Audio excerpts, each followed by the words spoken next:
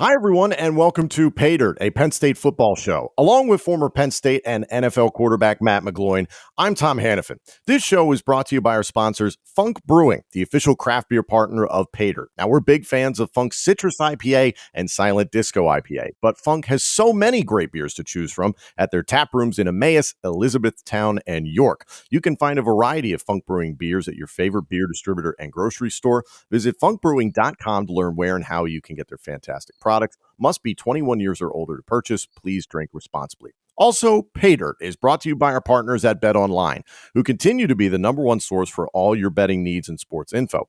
Find all the latest odds, news, and sports developments, including this year's Wimbledon finals, Major League Baseball, the latest fighting news, and even next season's early NFL futures. Head to betonline.ag or use your mobile device to sign up today to receive your 50% welcome bonus on your first deposit. And use our promo code BELIEVE, that's BLEAV, to get the bonus and get into the action. PAYDIRT is presented by BetOnline, where the game starts. And of course, we encourage you to head to shop.believe.com. That's shop.beleav.com and search PAYDIRT for not one, but two pieces of PAYDIRT merchandise. One comes in white, black, and navy blue. It is a t-shirt with the official show logo over the heart. And the other item is a navy blue shirt with the PAYDIRT word mark over the chest. And on the back, it's got Matt McGloin's name and number, very reminiscent of his 2012 uniforms. Check that out at shop.believe.com. That's shop.beleav.com. Search PAYDIRT. Thank you for tuning in on ESPN State College, as well as checking out the podcast version of the show presented by the Believe Network, which is available now on YouTube, Apple Podcasts, Spotify, and wherever else you get your podcasts. And of course, hit us up on Twitter and let us know what you think of the show at ESPN Radio 1037, at McGloin QB11, and at Tom Hannifan. Matt, we are back. We had an interesting week in regards to some shifts in the Big Ten that are coming in 2024. USC and UCLA are on their way, and it appears there's even more changes happening. The Pac-12 seems to be deflating while the Big 12 seems to be growing. There's a lot of questions out there, but we are going to do what we do best at this point in time. We've got another great guest on this week, former Penn State defensive back and a jack of all trades, frankly, when he was at Nittany Lion, Justin King. There's so much to dive into with Justin, not just what he did as an athlete at Penn State and in the National Football League, but he's really done some amazing things off the field ever since he hung up his cleats. But I'm excited to have you on with him because the juxtaposition is fascinating in that he was a 5-star recruit and you, of course, a no-star. No, nothing close to that situation. And it's proof that the stars in front of your name don't always matter. Yeah. But, you know, we talked to Justin a little bit and people are going to hear it in a second. It is a massive difference from what a 5-star recruit experiences versus what, you know, a walk-on experiences. And that was one of the questions that I was so excited to talk to him about, Tom, and to ask him was the expectations. Because for a guy like me, 0-star preferred walk-on, Penn State had nothing invested. So if I didn't become a player, if I didn't become a scholarship athlete, that's fine. You know, I've always felt like they just thought, well, you know, he's a part of the team. And that's good enough. He's got the chance to play, the chance to maybe get better and contribute here or there, help us out at practice, you know. But you know, for a guy like me, again, it was never about that. It was about becoming the best quarterback I can be, the best teammate, best captain, the best leader, earning a scholarship, and proving that, look, I can play at this level. I can help this team. I can help contribute and win football games as a quarterback. And you know, when you look at a guy like Justin, I mean. Back in 2004, he was rated as highly as the top cornerback recruit in America, Tom. That's crazy. That's just crazy to think about. Like, this guy, he's number one, right? He's a Gatorade Player of the Year. You mentioned a 5-star recruit. So when fans see that, when coaches see that, when other players see that, the expectations are through the roof, right? You cannot fail. And that's just the way it is. The expectations are so high. You're not expected to be half good. You're not expected to be decent. You're not expected to have an up and down career. You're expected to be a star. And right from when he stepped foot on campus as a freshman, he was asked to contribute early, Tom. And, he did a fantastic job. No doubt one of the better cornerbacks we've seen in Penn State in recent memory, one of the best athletes to walk through those doors. Not on top of that, he was a two-way player there for a moment, which is you just don't see that very much anymore. Every once in a while, there's one or two guys in major college football that are doing that, but to do it at a high level like he did early in his career, and then the latter half, I'd say, of his time at Penn State was pretty much sticking to defensive back. Spent 3 years at Penn State, 4th-round pick of then the St. Louis Rams, and had a nice career in the National Football League. But I touched on it a little bit, and we're going to get into it with Justin. Justin has founded his own company called LIG Sports Group. And we're going to put the information in the description of this podcast, but I highly recommend people go to the official YouTube channel for LIG Sports Group and check out his Blue Chip Academy interview series. He has some really important conversations, I think, in terms of the future of football. And you've gotten to see it a little bit, Matt, and we're going to get to the connective tissue, ironically, between all three of us, which who would have guessed Hannifan, King, and McGloin had anything in common? You two, certainly. But how important is it to see players giving back to the game in the way that Justin is? I think he's somebody you look at, a former Penn State student athlete, a guy that played in the NFL, a guy that was drafted in the 4th round, played for a lot of years. And, myself included, Tom, when you're done playing, you kind of take a step back and look around and is like, all right, well, what's next for me? People think you play college football, you play in the NFL, and that's it. But, I stopped playing football when I was 30. I was playing since I was 5 years old, Tom. So I chased that dream for 25 years, right? And when you're done, it's kind of like, all right, well, I achieved my goals. I achieved my dream. What's next? What's next in my life? And, when you look at a guy like Justin, he is one of the guys that has been able to make that transition and has had so much success in doing that. So I'm really looking forward to talking to him about that. And I want to talk about this before we get to the interview. Tom, you mentioned it. He was a guy who spent 3 years at Penn State and then moved on. Right, which that is a hot topic today in college football, and it has been for a long time. It was a hot topic when he was in school and when he left. I do remember that was a point. Some people supported it, some people didn't. Yeah, and it's tough. And you look at Jim Harbaugh, I believe, is the one who's talking about it. More than a lot of other coaches in the country right now, saying, look, if you don't get drafted and you have another year of eligibility, you should be able to go back to college. Which makes sense. I'd love to see a rule like that or something like that. But, leaving a year on the table, year eligibility on the table, that's a risk. But again, for a guy like Justin, it paid off, be able to go in the 4th round, play for a few years in the NFL, play at the highest of levels. Just impressive. An impressive guy off the field, an impressive player on the field. Hey, former NBA player J.R. Smith went back to college, and he's been playing golf at North Carolina A&T. So, hey, anything can happen. Just ask Sean Clifford. You can be on campus now for 6 years if you feel like it. There's a lot going on. But before we go any further, we might as well get to it. So, ladies and gentlemen, here on PAYDIRT on ESPN Radio State College, here is former Penn State cornerback Justin King. Joining us now here on PAYDIRT, former Penn State defensive back Justin King. For those of you wondering how Matt McGloin, Tom Hannifan, and Justin King have anything in common, it's somehow the XFL and WWE.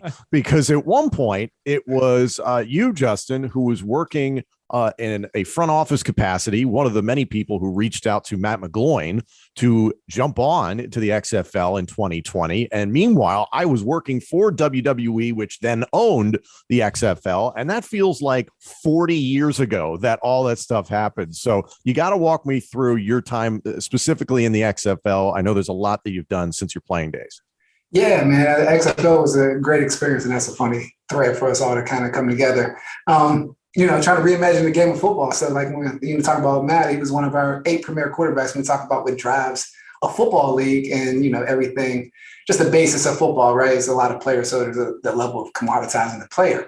But we all know that kind of what drives ticket prices, viewership, and things are quarterbacks. And when we're talking about quarterbacks, given an opportunity that can lead a team, leadership, has some experience that can carry a game with the offenses that we were trying to put in place. Obviously, Matt was one of the guys, but that was one of the few cool things that we were able to do at the XFL, just trying to reimagine the game of football, right? Because football, NFL that we see, college sports, not that it's stale, but there's not really much room for innovation. Very small course here. So we were tasked with reimagining the game for viewership, increasing the football ecosystem for players and coaches. So it was a great experience. Matt, when you get contacted by Justin, you guys, I guess on paper, were both on campus in 2008. Like, you were a walk-on and Justin was probably prepping for the 2008 NFL draft. So you guys didn't really get to experience each other's teammates. But when you get a call from Justin and the likes of the XFL, how'd that conversation go down? No, look, it was great. And yeah, and a few people had reached out about the XFL. And, for me, it was kind of one of those things where, obviously I was out of the NFL. The phone had stopped ringing, in that sense, but I was always keeping my eye on the XFL, seeing how things were developing there, who was going to be a part of the XFL, who are they bringing in to help run, the XFL. And again, Justin had reached out and a few other people had reached out as well. And it seemed like it was going to be a great opportunity and just one of those opportunities where you couldn't pass up. And for me, I felt like I had something left in the tank.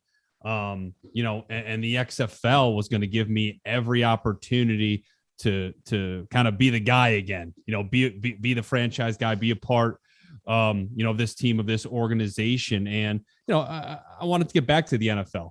And if this was the path that I had to go, then that was it. But, it was a great run. Unfortunately, it ended, just in the way it did.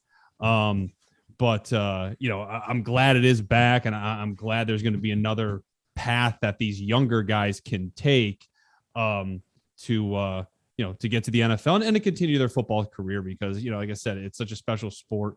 It teaches you so much, and you should be able to play it for as long as you can. I can echo that too, even just for a standpoint of it fitting into the ecosystem, where even opportunity to get to NFL, but just another level of closure, right? When it's just like that level of like, okay, I'm here. All right, this is kind of it, where it's like that next plateau before you transition in the real world, or however you want to refer to it.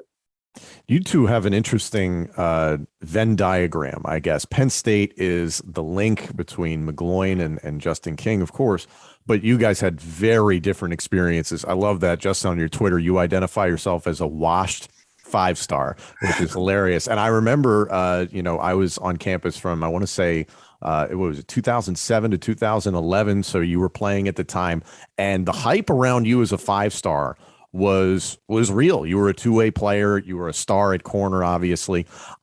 What is life like when you're being recruited as a 5-star athlete? We talk about it so much, but what is that like? I mean, it's changed, right? Because I think even from when I came out getting recruited, I was at the crux of the new wave of rivals, ranking players, the star rankings and things of that nature. But I also had the experience of recruiting guys like Michael Parsons and Jason Owe and these guys. So from my standpoint of how it was changing, it was kind of an anomaly. Obviously treated a little bit like red carpet treatment. Everybody's kind of rolling everything out for you. My dad was a coach, athletic director, so I had some guidance. My dad played at Penn State, Terry Smith. So there was some level of familiarity going through the process of kind of creating my own criteria to not get emotionally bound to how you get treated as a 5-star, which was beyond helpful, because I've seen the counterpart of recruiting guys and the whole ecosystem is to blow up a 13, 14-year-old person, because it's not too hard to find the 5-star at that young of an age and kind of create this monster by the time they become 18, kind of now. But then, you got recruited hard. I think it was you met with different people. So I was meeting with the presidents of the university, athletic directors. So the conversations even throughout my recruiting process was the stability of the head coach. If not this head coach, who's the next head coach? So I think when I look back and talk to other people about their recruiting process, on a Blue Chip Academy podcast, and hearing about how other people approach their recruiting process, it was enlightening for me because I only know my process. And it was more about the different access and how they approached me, I would say.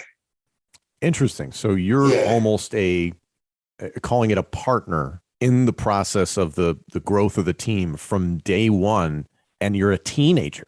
that's what I realized was unique about my process, right? Like, or at least how we evaluated it, because there was a criteria that's built there. Once I feel like you have your critical factors of what you need from a school, whether it's power cities, playing early, whatever those things are, it does empower you and push you into a position of like, no, this is like a level of partnership. Like, I know, growing up as a coach's kid, if we lost, like, I know he would get heat. So I knew that there was value that I needed to bring to the program, or whatever I'm standing on the table on, to even be able to sit with a president. Like, I was aware enough to know, all right, they're taking me serious. This is business. It's not an extracurricular activity, but I knew that I would bring it to the table. So I think just having that awareness was very helpful. I think it's just amazing because, in life, there's the haves and have-nots. So it's easy to say as a 5-star, you were in the haves category. And then Matt was definitely somebody who was a walk-on and had to prove himself. And he got to the point where he earned the starting position. But I want to talk a little bit about your time on the field. As I mentioned, you were a two-way player briefly, and then you transitioned pretty much full-time to corner later in your time at Penn State. You don't see the two-way players very much anymore. What was it like sustaining that workload? It was fun, to be completely honest, which it kept me in a position to not think too much, like whether we had like packages on offense and defense. I think a big credit to that was the conversation that we spoke about, having conversations with athletic administration, just like the benefit of coming early, right? Talking with the coaches, like, this is the plan, how are we going to do it, and just seeing if those things stacked up. So it was the idea of playing early and playing both sides. So coming up in January as an early enrollee, being able to learn offense and defense, right? Certain positions on offense, packages on defense, to be able to just step in and athletically just play, right? I will say that I don't think schematically I was just light years out there. I grasped concepts. I grasped concepts of football pretty quick, and it gave me a chance to just use my athletic ability and step out there. So it was a lot of fun, to be completely honest with you. But that's how I was going about, again, that criteria. I wanted to play both sides of the ball. So like, when I'm eliminating 55 scholarship offers, I'm trying to go to where like my plan is going to fit. Yeah, where you can play the most. You mentioned being an early enrollee there like that. And, for somebody like you who was rated as, as highly as the top cornerback recruit in America, back in 2004, PA Gatorade Player of the Year, 5-star recruit, were the expectations for you, I guess, fair heading into Penn State? Because with all the accolades, all the ratings, it's almost like you can't fail in most people's eyes. Yeah, it's funny you say that. I mean, I think there was a big benefit to like the group of guys that I came into Penn State with as well, right? So like I was kind of one of the first people to jump on board, but I did get into the recruiting and always been a big proponent of just kind of doing things with like-minded people. So I met Derek Williams at a camp. Like, I grew up, with Sean Lee, like Lydell Sargent, like we grew up. So like I know these players. Like, when me and Sean are going to the photo shoot, I'm like, man, I think Penn State's the place. Like, just knowing how, like, the type of players that are there. Like, Paul Postlesny, like, he grew up around this area. So like, seeing a lot of the players in the makeup, AQ Shipley, like, that was at Penn State. I felt like it was like a stacked deck that we can kind of just ignite fire to. And like, other people saw it the same way. So when we got in there, not that there was an expectation to fail, but we understood the strength of the program and what it was set up to do. And we had ultimate confidence that we can fulfill it. And just to give some context, like, there was a great thing having guys like Deion Butler and Jordan Norwood as roommates, right? Like, me and Derek come in as 5-star recruits, and then you have like a walk-on and, a gray shirt recruit who are very good and work hard and are dogs at that time. So it's like that dichotomy between even us was just like, all right, we're all in. And not that there was expectations, but we had the expectations on ourselves, like, to go there and like wake up this sleeping giant. Like, that was the goal. Yeah, it's like you kind of answered my next question I had for you then, because we had Zach Mills on the show recently, and the early 2000s were tough years for the program. And there were the rumors that people wanted Joe to retire. So for you, it seems like it was more about the people, more about the players that were currently in the program or that were about to be in the program. was the reason why you chose Penn State. Is that right? Yeah, talent evaluation, talent acquisition. It's always kind of been a part of like my makeup of just kind of evaluating like the situation coming from as a coach's kid and just understanding team dynamics of what we're looking at. Like when you look at even the advanced stats of like that 4-17 before I got there, like they had a top 5 defense in the country, right? And like on offense, the pieces that were missing, I'm like, me, Derek, and Jordan, Dion had foresight to be like, hey, I think we can play here as freshmen. Like there's an opportunity to play and everything else is there. Like they had Austin Scott and Tony Hunt coming there, Michael Robinson's at quarterback. Like the defense got Buckets Award winners, Tom Bahali. Like if you watch the game of football and just don't get caught up as a fan, like there was a piece of that. And we talk about meeting with Graham Spaniard and like the ADs and stuff. That was about like Joe Paterno at the time of like the succession of like them saying that he's going to be here your entire time. So like that was like a promise, not from Joe Paterno, that was a promise from the president, right? So even those different type of aspects, it's like, all right, they believe in him. I can see the pieces myself from just football acumen of like where we can fit, have confidence in our abilities, and we kind of hit the road running. Fast forward through your career now, sitting here today and looking back and, being a 4th round draft pick, for the St. Louis Rams and foregoing your senior season. Do you ever look back and say, I wish I stayed and played one more year? You know what? I always have that. I have that thought every once in a while. I'll be honest with you and say, I don't really go back too much on that. I think I had the thought when I hurt my toe, my rookie year in the NFL and 8-month recovery, right? Like, man, I possibly should have stayed in school. But like the reason I left, if I'm being completely honest, was there was like a level of, at the time playing corner, I mean, we were a single high team, 8 in a box and just playing cover 3, where it's just like no dichotomy in how I was playing corner and being used at that time. And just not to say that I plateaued, but just wanted to get into like a different situation to continue to develop. Like, I mean, I've kind of had, I already graduated from school and different things of that nature. So there was like different things that I had checked off the box. Like when I got to Penn State, like I told them I didn't plan on being there longer than 3 years. So like everything that I was going would have had to be a pivot the other way. So when I say that, going through the complete football ecosystem, working outside, obviously that guaranteed money and different things like that at the beginning, but who's to say I go back to school and get hurt and nothing ever happened. So I try to take it as a learning step and just more so bank on having that acceleration plan. Because like regardless of what, I was always confident of what I wanted to do, understanding my base at Penn State, understanding what my athletic ability was, and like, the football gods give everybody their limited amount of time to play this game. So to answer your question, fleetingly sometimes it comes up, but most of the time, I mean, I don't think I get in the position or get exposure to a lot of things within football that I was able to be able to transition into where I'm at now without it. And Justin, you did it the right way. You'd already, as you mentioned, you'd already graduated. So why not go to the NFL and pursue this? But I think the fascinating thing to me is you use the word development, because you're with the Rams from 2008 to 2011, stints with the Colts, stints with the Steelers. But then it's really after your playing days that your development as a person and as a professional really took off. Like your resume, I don't think a lot of people comprehend just what it is you've accomplished off the football field. Briefly, you were doing scouting and analytics work for the Browns. You got your master's degree from the University of Miami, Florida, in sports admin and management. Spent time as a physical therapist. You were at Penn State as a recruiting coordinator. We talked about it briefly, the stuff in the XFL. And then you founded the LIG Sports Group just last year, which has become a huge part of your life. Was there a point, you're having these conversations with Graham Spanier and Joe Paterno back, you're a teenager, and then now fast forward to now, like, look at that body of work. Does that astonish you sometimes? When you're in it, I think sometimes it gets, you get kind of in a blender, right? Where it's like the next thing, development, right? Where Matt asks, like, how was that position? Like in that moment, I was thinking of development, right? Like get to that next point, get to that next level. It's here.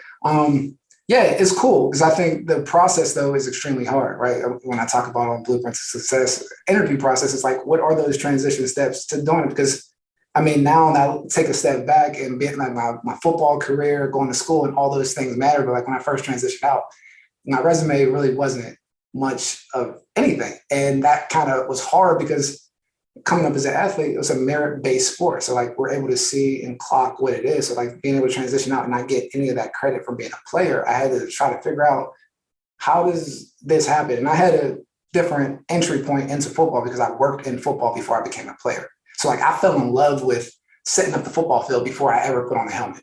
You know what I mean? Like understanding like the board tags or what the head coach wants, and like dealing with the athletic trainers and like running around at 7, 8 years old. So before I even started playing, like I had more a perspective of people outside of the game than I did players. I knew players from when I heard coaches sitting in staff meetings at 8 and 9 years old. But so I'm saying all to say, like, I was always trying to find those niches within the football business to be able to like show that, hey, I can do this as well. But sometimes as a player, you get put into a category where it's like, oh, well, they want to coach or they just want to do this. And so trying to prove that. It reminds me, we had Evan Royster on the podcast recently, and he described himself as not a fan of football, but a student of the game. And that's very much what I take away from what you're saying right here. You mentioned it a couple of times, and I do want to plug what you're doing at LIG Sports, especially. You have an interview series, the Blue Chip Academy, the Blueprint to Success interview series. I encourage everybody to check it out on YouTube. I had reached out to you because you had a recent conversation with RMU head coach Bernard Clark, who a legend at the University of Miami. We just talked about. You have a degree from there. You guys had this fabulous conversation about making strides in diversity, in front offices, in coaching, et cetera, all throughout football. And the approach to it, I thought, was just so refreshing because it was just a basic approach to human psychology. When you reflect on that conversation, is that what is that what you hope your impression is on the game and the business of football? 100%. It's opening up the talent acquisition pool, right? And we just talk about coaches, executives.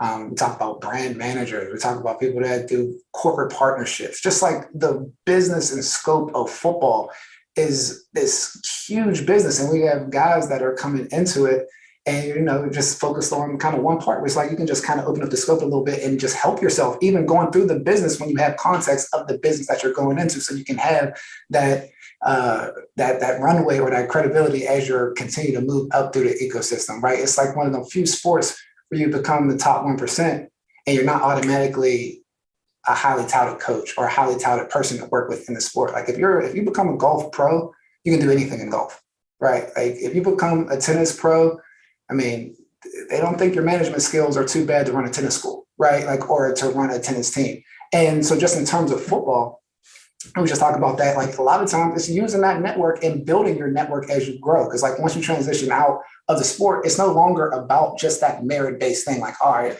I'm a great coach. I played 10, 12 years. I did this. It's like, no, you have to like build your network and earn trust of other coaches to kind of make those jumps up. And it's not just, I did X, I did Y, I won. And like, that's not how decisions are made. Like when we're interviewing head coaches or interviewing top level guys, it's cross-functional at the top. Might have somebody from the finance department, might have somebody here. So like when we're looking at somebody to run an organization, there's like the different qualities that you're looking for. I'm saying all that to say that, when we're talking about like the process of it and making it more diverse, there's a level of increasing networks, right? And like for people to be known and help other people know, like up and coming candidates at the end of the day. There's just a bottleneck in talent acquisition, and that is based on human nature. It's such a transient business, kind of as you talked. It is about, and that's life. That's any occupation. It's who you know, that sort of situation. So I think people can understand that. But is your hope to impress upon, every level of football to, hey, do your due diligence, take yourself out of your comfort zone, look at different people from different walks of life? I mean, it just seems like it is a situation where people just need to work a little bit harder. Well, absolutely. It's working harder, but it's also working smarter, right? Making the right and like the right deposits in the right bucket. Because like even when we think about this, when I think LIG Sports Group is managing or mastering the critical points of football, I believe that the recruiting process, as you hear my story, like that's when I was introduced to the business of football and like me operating, making decisions, critical thinking. This feels this way. This AD lied to me and said this coach was going to be here. Like like all those things where I was intro at 17. I didn't really get credit until I got my master's and did a couple of things. And it's like, wait, look at this resume. I felt like I know a lot of the stuff that I knew, kind of just paying attention, but there's a way of putting, I think, in tactical steps for like guys going through the football ecosystem or just the elite sports ecosystem to set themselves up to use sports as a catalyst to a career that they can bank on, whether it's working with and being an athletic director, being a coach, being a development person in administration, or working for Pepsi and doing brand deals with athletes. And there's so many, the range is so vast, and just a lot of times it's a lack of knowledge of kind of where you fit. And as you're going through the ecosystem, knowing that you're building your network and your ecosystem and making connections, that's how people get jobs, right? That's when you kind of earn that trust for someone to say, hey, I'll deal with you. Because you ask any coach or anybody, a lot of times the first thing is like, do I trust this person or do I know him? And trying to fill that gap, right? To where it is a level of merit-based situations, because as a leader, it's hard to find the next up-and-coming talent as a athletic director, head coach, or anybody. Justin, I want to go back to your career real quick, and your development and your journey. And obviously, your stepfather is Coach Terry Smith, who is the assistant head coach and cornerbacks coach, currently at Penn State. I mean, how impactful, was having him teach you the game growing up, and how important was that? I mean, I can't put a value on it. I mean, I think it was immense just in terms of everything, like just emotional control going through the process of looking at it in more of a critically thinking way, and just more critical eye, and just looking at the sport, like the business of sports, right? Like he was the athletic director when I was growing up. So when we're like my free time, we're working basketball games, like helping putting those things on, like where the tickets are going and different things of that nature. So like that was kind of my background. So when we just kind of zeroed in on football, he was a football coach. So it was just kind of second nature. But I mean, I wouldn't even want to work in sports if it wasn't for him. I wouldn't. Like understanding how to navigate, knowing how to become the partner to a coach, earning the trust, everything, the tactical steps of this journey has been from him, right? And it's just kind of me enacting it. But yeah, not even necessarily the physical aspect of playing the game. Like how important was just that mental aspect of it, to be able to learn how it works at such a young age? Because I feel like everybody just kind of forgets about that. Like the more you play and the more you grow, like once you're able to match, and I talk a lot about this, once you're able to match the physical aspect of the game and the mental aspect of the game, that is when you separate yourself from everyone else. So, I mean, having a guy like Coach, teach you that, I can't imagine, what that did for you as a player. I mean, that was like a confidence. That was a confidence boost for me. That was always, I felt, was my edge, regardless of being fast, regardless of being whether it was like, okay, it really helped when I got to the NFL, just seeing how people moved around the building. Like, he's eliminating himself. Like, or get to college, like, he's eliminating himself. Because there's a lot of things that happen, or the evaluation process that happen outside of the lines, right? Mm-hmm. Like, obviously, talent equals tolerance. And I understood all those unwritten rules. So, like, I understood the viewpoint of a coach a lot of times, or people walking in the building. So like that was like a lot of times the biggest benefit for me was knowing what holes not to step in. You know what I mean? Where it's just naturally within the environment to easily step in those holes, right? Like, because a lot of times you get disqualified from that because like 50 people are in a football building watching you operate on a daily basis. Those are the same 50 people that people are on call about when you go to get a job in sports. Right? Like when we're talking about getting Matt McGloin as one of our 8 quarterbacks, it's not that he can just throw the ball. It's like, no, he's a story. He's a hardworking guy from Scranton, that this was at Penn State. And then like, there's everything that went into that evaluation. The playing part was like probably 1/6 of it. We're going to be honest with you. You know what I mean? And it was you check the box and everything else. So having those tactical steps along the way, I mean, I've seen it break careers, like from the recruiting standpoint. Mm-hmm. When we're going to talk about like guys that don't know the actual steps, don't have a true awareness of where they're going and trying to be partners when like really you should be begging for an offer, right? Like, It's like awareness is empowerment. Like if you go through the woods and you have a trail, you probably could walk faster versus like having a tomahawk or, something trying to chop the trees down, trailblaze your own path. That's how I kind of envision it. And now, Coach has the opportunity to coach a guy like Joey Porter Jr., who I feel like, every few years at Penn State, there's always that one guy in the secondary who has the chance to be the next, big time player to make a lasting impact at Penn State and to be, remembered forever. And Joey Porter Jr. certainly has the potential and the talent to do that. And when you watch him, what does he have to do this year to take that next step? I think you're just kind of like anything when you talk about playing corners, just like tighten up dispersion, right? Like limit big plays and just make plays on the ball. It's obviously a gifted player. The talent is immense. And like I recruited the guy out of high school. So like I'm a huge fan of Joey Porter. And like I said, the sky's the limit. So like to take the next step, man, make a few plays. And I think the script is written for him, to be completely honest with you, man. He has a rare skill set. He's a smooth athlete, short area quickness at 6'2.5". Yeah. He's 210 pounds. He grew up in a NFL family. Like when I used to go to the Steelers and work with the scouting and help with those guys. He was there in high school running around covering Antonio Brown. So like, there's like, I put a lot of stock into how people kind of their background and growing up in this game of sports. So I feel like it's just a matter of turning the lights on for him at this point. Like the lights coming on. Yeah. Yeah. Well, like when you look at that position and like secondary in general, I feel like is extremely difficult to play, whether you're playing corner, safety, strong safety, whatever it may be. But like that cornerback spot, I mean, aside from quarterback, maybe I'm a bit biased because I played quarterback. I think it's the most difficult position in all sports to play. But when you look at that cornerback spot, that's up there in terms of like just understanding how to play it, having to be the right person to play that position. Man, it's tough. And Justin, what's the most difficult part about having to play that position?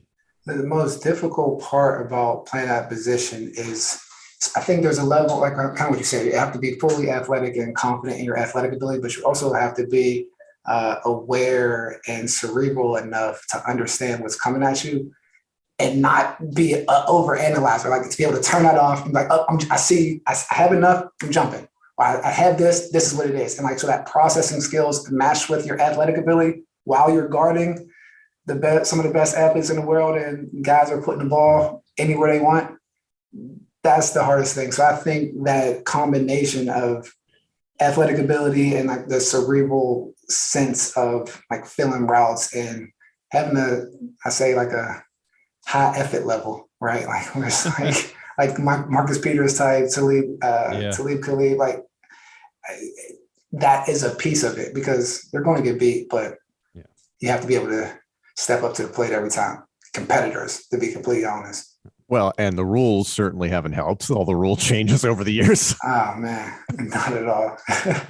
I said Talib, Aqib Talib. Yeah, my bad. Aqib Talib, yeah. And he's doing great in broadcasting nowadays. Absolutely. Yeah. Like I said, I'm blown away by your overall body of work. But as you look forward, whatever it is you're doing now with LIG Sports Group, or maybe it's another pursuit of yours, you describe yourself as an entrepreneur and an executive. 5-10 years down the road, where do you hope to see yourself in the business of football?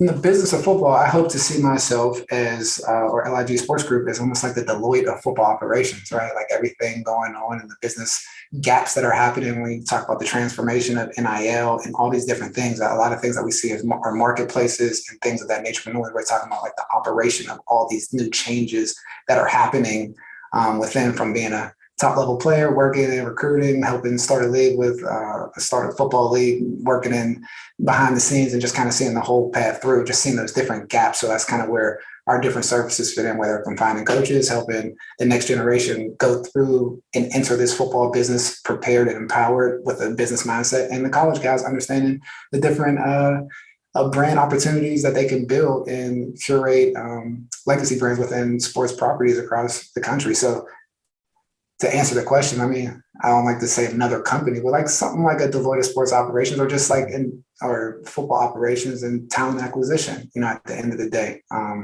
Talent acquisition and career development are my passions. In your opinion, you talked about innovation earlier in regards to the game of football. Are we at a major crossroads in the game of football in terms of we have to see some changes for the game to advance? And I'm not saying survive, but clearly there need to be changes at every level of football for players to be better received, as you mentioned, for there to be advancements in front offices. It's a very big question, but is this a really critical point in the game? I think there's always a critical point in the game ever since, we've found out about the safety safety measures that come after, or measures that need to be taken leading up into playing sports. I think the NFL, they try to change the rules to make it a safer game all the time. I think that was one of the greatest missions that we had at the XFL, was like truly trying to put things in place to make the game better, right? With better game, speed of play, play clock, more rhythmic game, the kickoff being a safer situation, and just more impactful for the fans. I think there's always room for innovation. I think it's innovate or die in all things. I think sometimes in sports and in football in general in America, sometimes you don't have to innovate because it's such a gladiator sport that people would like to watch it. But as people continue to understand more and more about it, I think innovation is at the crux of everything, especially in football. And I believe talent acquisition and all those things, because those are the people that kind of make the whole program work on the field and off the field. Well, and you're a great person to have at the forefront of it. And we're proud that you're representing Penn State in the process. So we mentioned a little bit earlier on, for those of you interested, check out LIG Sports Group, and especially on YouTube, the Blue Chip Academy and the Blueprint to Success interview series.